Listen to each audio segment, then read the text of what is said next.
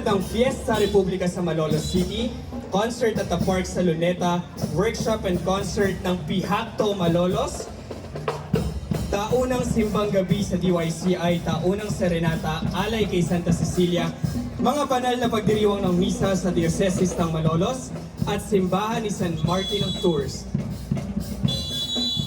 Muli po mga kalalawigan, palakpakan po natin ang ating susunod na magtatanghal sa atin, ang DYCI Brass Band!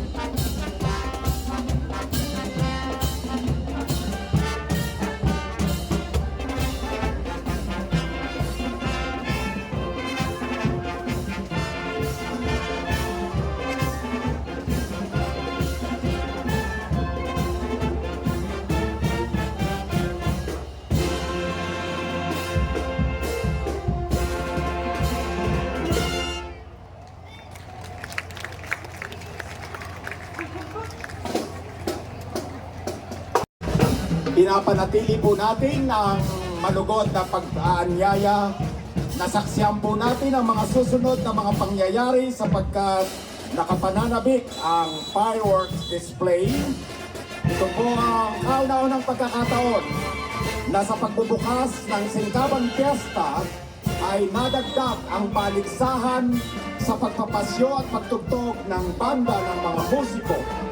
Marami pong nag-aabang na sorpresa. Manatili po tayo sapagkat papainit ng papainit ang gabi ng pagdiriwang. Ngayon naman po ay sasalubungan natin masigabong palakpakan ng ating susunod na musiko.